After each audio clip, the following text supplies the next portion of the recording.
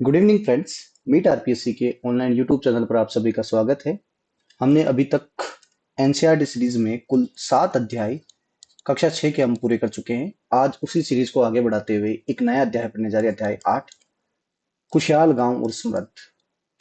ये चैप्टर वैसे देखा जाए तो इम्पोर्टेंट है, लेकिन विद्यार्थी कई बार इस चैप्टर को इग्नोर मारते हैं। लेकिन इसमें भी हमारे को कई महत्वपूर्ण फैक्ट मिलने वाले हैं जो हमारे एग्जाम की दृष्टिकोण से महत्वपूर्ण साबित होंगे। तो वीडियो को अंत तक देखना, वीडियो को लाइक करना और अपने जितने भी फ्रेंड्स है, साथी है, उनको वीडियो शेयर करना तथा चैनल को सब्सक्राइब करना। और हमारे टेलीग्राम चैनल मीट आरपीएससी पे भी जुड़ना, जहां पर हम कुछ समय बाद में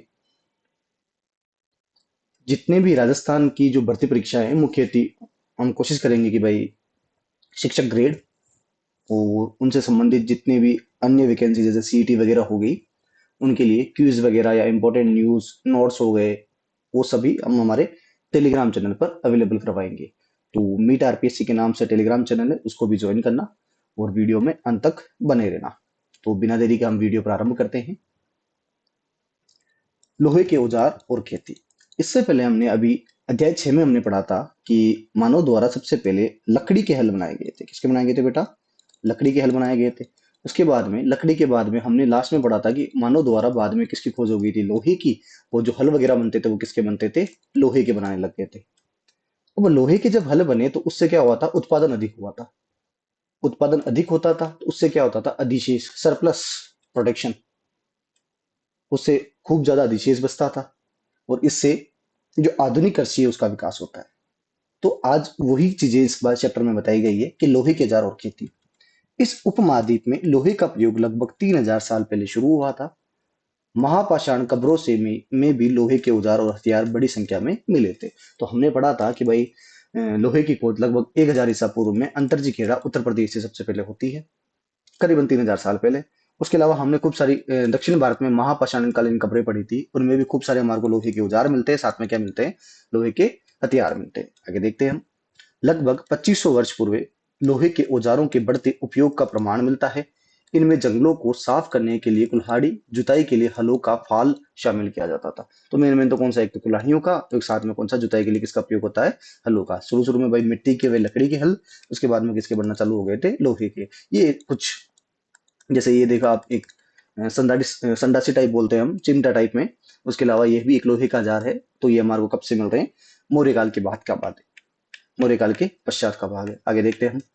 कृषि उत्पादन बढ़ने के लिए उठाए गए अन्य कदम। स्मृति गांव के बिना राजाओं और उनके राज्यों का बने रहना मुश्किल था। कृषि के विकास में लोहे के फाल का प्रयोग और धान की रोपाई के कुछ नए तरीके थे जो बहुत कारगर साबित हुए। तो कृषि के जो मेन विकास है, मतलब इस टॉपिक का आप समझने की कोशिश करना कि भाई कृषि उत्पादन के बढ़ाने के लिए उठाए गए अन्य कदम। तो किस प्रकार मौर्य काल के बाद में या मौर्य काल के समय एग्रीकल्चर सेक्टर में एकदम से उत्पादन कैसे बढ़ाया गया? तो उसमें जो सबसे मेन योगदान था वो था लोहे का। और उसके अलावा हमने पढ़ा था कि धान में पहले बीज छिड़के जाते थे। अब धान की जो फसल है उसमें मुख्यतः किसका प्रयोग किया जा रहा है? रोपाई पद्धति का प्रयोग किया जा रहा है। इस तरह से सिंचाई में भी काफी उपयोगी साबित होते हैं। इस तरह से सिंचाई में भी काफी उपयोगी साबित हुई है। इस समय सिंचाई के लिए नहरें, कुएं, तालाब तथा कृत्रिम जलाशय बनाए गए थे। तथा इसी समय खूब सारे आप देखने होंगे सिंचाई में नहरों के साक्ष्य मिलते हैं हमारे को, कुएं के साक्ष्य मिलते हैं, मौजूदों से सर्वाधिक कुएं प्राप्त होते हैं, तालाब के साक्ष्य मिलते हैं और आर्टिफिशियल जलाशय बनाए गए थे। तो ये सब किसके उपयोग में या किसके उत्पादन में बढ़ाने के लिए किए गए थे? कृषि के उत्पादन को बढ़ाने के लिए किए गए थे। नेक्स्ट देखते हैं हम। गांवों में कौन रहते थे? भारतीय उपमहाद्वीप के दक्षिणी और उत्तरी हिस्सों के अधिकांश गांव लगभग 2300 वर्ष पूर्व कम से कम 3 तरह के लोग रहते थे। आपने देखा होगा कि हम मौर्य पढ़ते हैं, मौर्य में जब मगध पढ़ते हैं, मगध में हम जो मगध की राजधानी थी पाटलिपुत्र, ये पूरा क्षेत्र शहरी क्षेत्र था। लेकिन कुछ हिस्से जो उपमहाद्वीप के जो दक्षिणी क्षेत्र और उत्तरी क्षेत्र, इनमें कुछ गांव भी थे। उन गांवों में भी लगभग 3 प्रकार के लोग रहते थे, जिसमें तमिल क्षेत्र के बड़े भूस्वामियों को विलाल, साधारण हलवाहों को उनवार और भूमिहीन मजदूर या दास या केडिसियार और अधिमयी कहलाते थे। तो जो बड़े भूस्वामी थे उनको तो क्या कहा गया है? विलाल कहा गया है।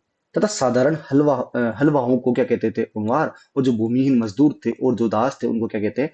केडसियार या अधिमयी कहा जाता था। ये थोड़ा सा इंपॉर्टेंट है। आप कहीं भी अपने नोटबुक में ऐड कर सकते हैं कि भारतीय उपमहाद्वीप में जब मौर्य काल समाप्त होता है, मौर्य काल के समय 2300 ईसा पूर्व के आसपास में जो लोग रहते थे गांवों में, कितने प्रकार के रहते थे? 3 प्रकार के। कई बार पूछ सकता है कि बेलाल क्या होता है, या आप उनवार क्या होता है, तो थोड़ा सा ये ध्यान रखना। आगे देखते हैं। देश के उत्तरी हिस्से में गांव का प्रधान व्यक्ति ग्राम भुजक कहलाता था, तथा यही जब तमिल में बात हो रही है तो ये 3 नाम मिलते हैं।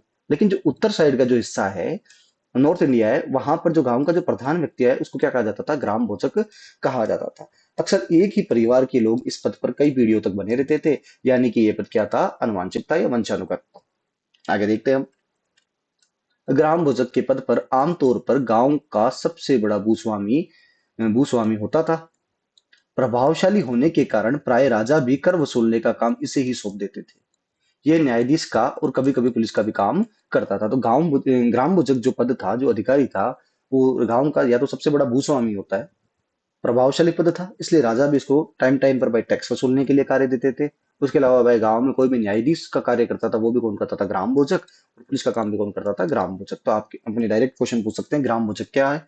तो ग्राम भोजक भाई मौर्य काल के पश्चात या मौर्य काल के समय उत्तरी भारत में गांव का सबसे बड़ा पदाधिकारी था।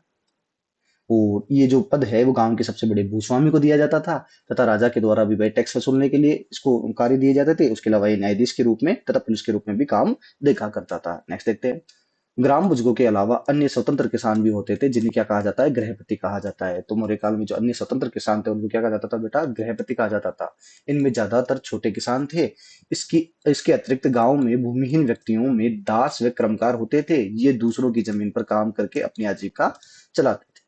अधिकांश गांवों में लोहार, कुम्हार, बढ़ई तथा बुनकर जैसे कुछ शिल्पकार भी होते थे। तो इसमें दो हमारे लिए जो इंपॉर्टेंट है, दो टॉपिक है, एक तो ग्राम भोजक, एक कौन सा है? गृहपति। ग्राम भोजक होता है आमतौर पर सबसे बड़ा अधिकारी, तथा अन्य जो स्वतंत्र किसान होते हैं उनको क्या कहा जाता है? गृहपति कहा जाता है। आगे चलते हैं। प्राचीनतम तमिल रचनाएं। तमिल की प्राचीनतम रचनाओं को संगम साहित्य कहते हैं। ये थोड़ा सा ध्यान रखना। एक काल भी आता है, हम इंडियन हिस्ट्री में पढ़ते हैं, कौन सा काल बेटा? संगम काल। कौन सा काल? संगम काल। वो जो तमिल की जो जितनी भी रचनाएं हैं उनको क्या कहा जाता है? संगम साहित्य कहा जाता है। उनकी रचनाएं लगभग 2300 वर्ष पूर्व की गई थी, इसलिए इसे क्या कहा गया है? संगम कहा गया है, क्योंकि मदुरई के जो कवियों के सम्मेलन में इसका संकलन किया गया था। तो मदुरई है, वहां के जो कवि थे उनके सम्मेलनों में इसका संकलन किया गया था, इसलिए भाई साहित्य को क्या कहा जाता है? संगम साहित्य कहा जाता है। हालांकि हम आगे जैसे जैसे नेक्स्ट क्लासेस के चैप्टर पढ़ते जाएंगे, जैसे 7th या 8th में, तो इनके बारे में पूरा संगम साहित्य के बारे में पूरा बताया गया है, तो उस समय हम देख लेंगे। अपने सिंपल से ध्यान रखना भाई, प्राचीनतम तमिल रचनाओं को क्या कहा जाता था? संगम साहित्य कहा जाता था। नेक्स्ट देखते हैं हम। बेरीगाच की कहानी। ये एनसीईआरटी में कहानी मिलती है, एक पात्र की कहानी मिलती है, नाम क्या है? बेरीगाज। बहरूच का यूनानी नाम क्या मिलता है? बेरीगाज। एक अज्ञात यूनानी नाविक द्वारा बेरीगाज पतन का विवरण किया गया है। बेरीगाज बहरूच का यूनानी नाम है। किसका नाम है? बहरूच।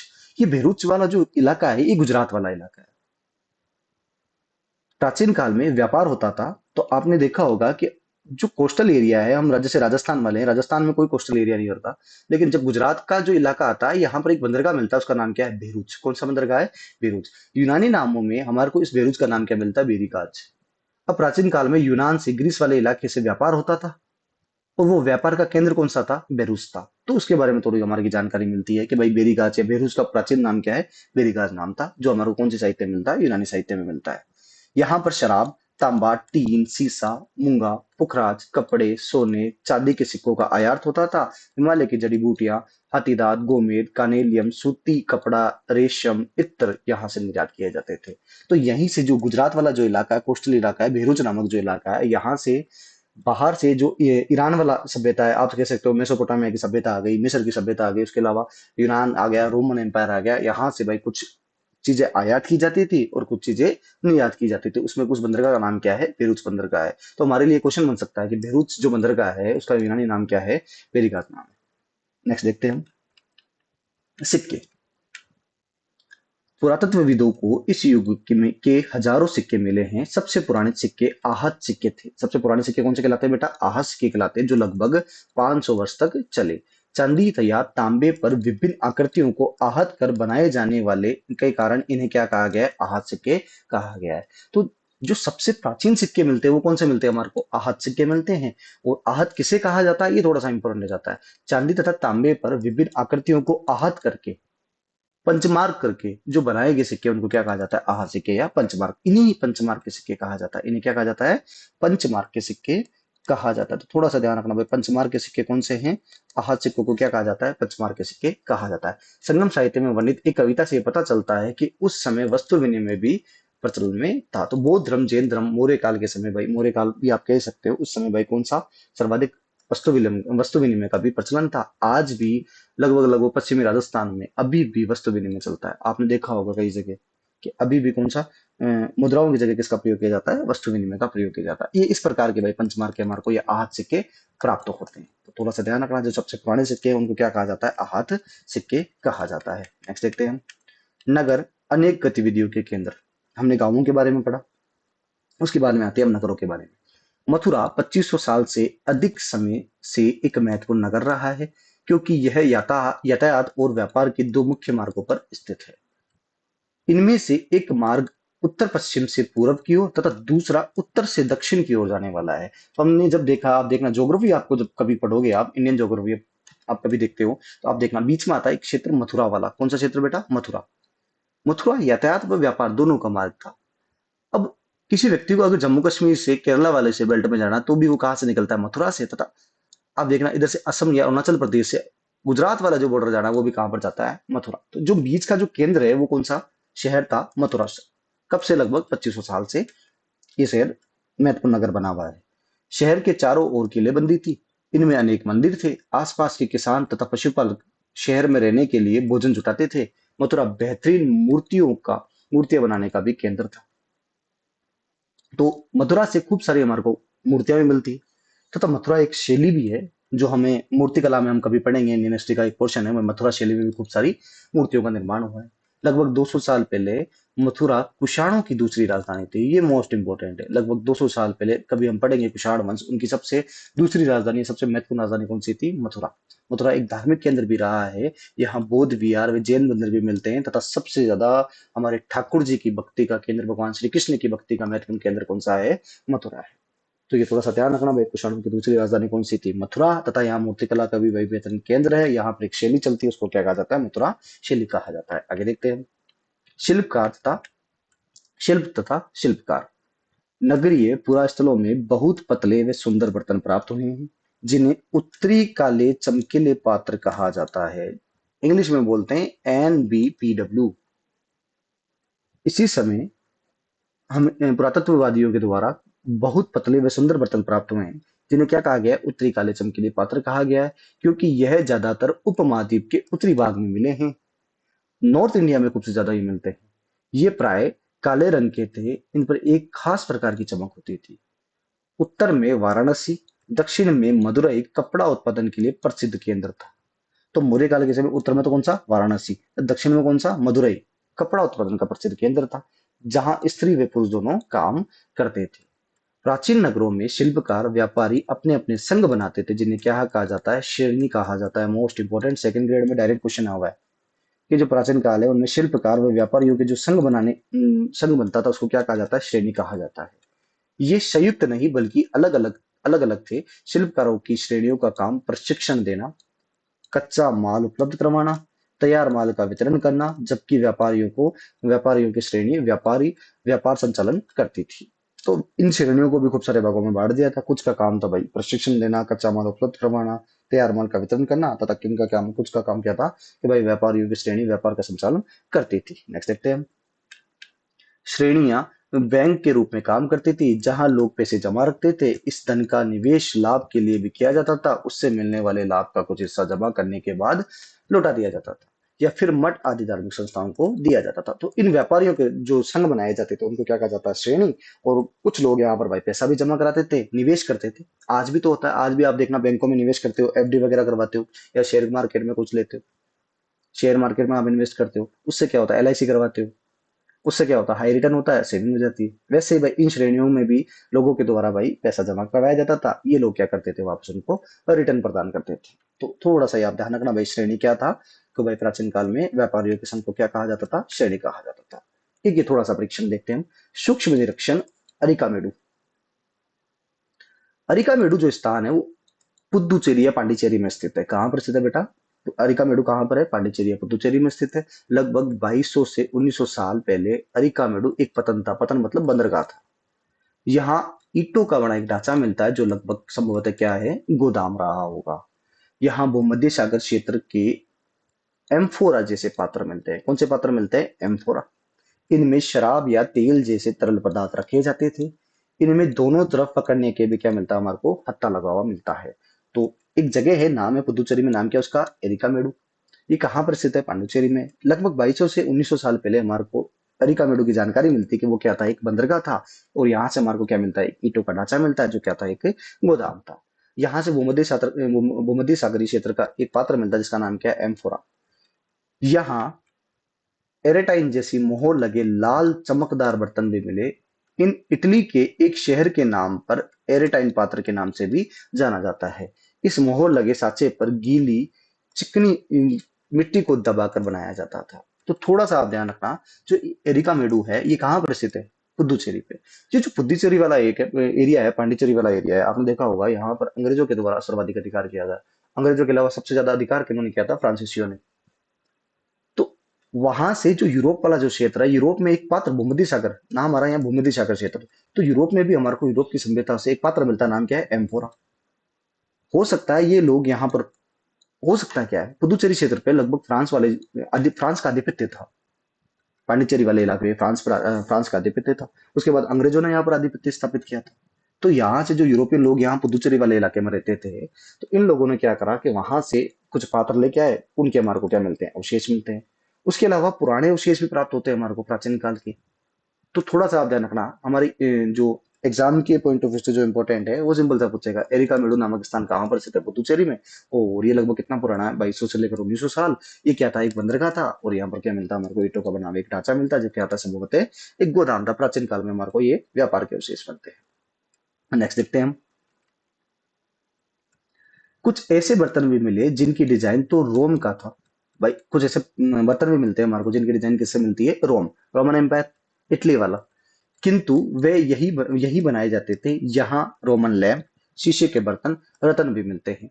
साथ ही छोटे छोटे कुंड भी हमारे को प्राप्त होते हैं जो संभवतः कपड़े की रंगाई के पात्र रहे होंगे। जहां पर शीशे व अर्ध बहुमूल्य पत्थरों से मन के बनाने का पर्याप्त साक्ष्य भी हमारे को प्राप्त मिलते हैं। तो ये सीधा सीधा ये बताने की कोशिश कर रहा है कि जो ये स्थान है प्राचीन काल में इस क्षेत्र में, आप कह सकते हैं कि रोमन एम्पायर से या यूरोप से व्यापार के साक्ष्य हमारे को यहाँ से मिलते हैं। कई बर्तनों पर ब्राह्मणी लिपि के भी अभिलेख मिले हैं तथा प्रारंभ में तमिल भाषा के लिए इस लिपि का प्रयोग किया जाता था, इसलिए इस लिपि को क्या कहा जाता है? तमिल ब्राह्मणी अभिलेख भी कहा जाता है। तो थोड़ा सा ध्यान रखना भाई, यहाँ से हमारे को कौन सी भाषा के अभिलेख मिले? ब्राह्मणी लिपि के। और कालांतरण में भाई तमिल भाषा का प्रभाव था, इसलिए भाई क्या कौन से अभिलेख प्राप्त होते हैं? हम इसके क्या कहते हैं? तमिल ब्राह्मणी अभिलेख भी कहा जाता है। एरिकामेडु का रोमन नाम मिलता है पोडुका। क्या नाम मिलता है बेटा? पोडुका। ये थोड़ा सा इंपॉर्टेंट हो जाता है। एरिकामेडु का जो रोमन एम्पायर में, जो रोमन साहित्य में नाम मिलता है हमारे को, क्या नाम मिलता है? पोडुका। उसके अलावा कौन कौन से बताने का है? उसके अलावा इसी क्षेत्र में हमारे को मिलता है एरिकामेडु, बेरिगाजा, हमने पढ़ा था बेरिगाजा भी, बेरूच, मसूलीपट्टनम, मदुरई वाला इलाका, मुजीरम, सभी प्राचीन काल के महत्वपूर्ण पतन थे या बंदरगाह थे। इनके बारे में आप जानते होंगे, एरिकामेडु हो गया। उसके अलावा बेरिगाजा अभी हमने पढ़ा था, बेरूच गुजरात वाला, मदुरई वाला इलाका, मसूलीपट्टनम हो गया, या मुजीरम ये कर्नाटक केरल वाला इलाके हैं। सभी प्राचीन क्या थे? पतन थे या बंदरगाह थे। व्यापार के संदर्भ में दक्षिण भारत में पतन काली मिर्च तथा अन्य मसालों के निर्यात की दृष्टि से महत्वपूर्ण थे। तो बंदरगाह जितने भी थे व्यापार की दृष्टि से, ये दक्षिण भारत के, वो किसके लिए उपयोगी थे? काली मिर्च के लिए। हमने पढ़ा भी था कि लगभग यूरोप वाले इलाकों में सर्वाधिक जिस मसालों का व्यापार होता था, और उन मसालों में सर्वाधिक कौन सी प्रसिद्ध है? काली मिर्ची। जिसको संस्कृत भाषा में हमने पढ़ा भी था कि भाई संस्कृत काल में जो यवनों से हमने लिया है, एक शब्द मिलता है यवन प्रिय। क्या नाम मिलता है बेटा?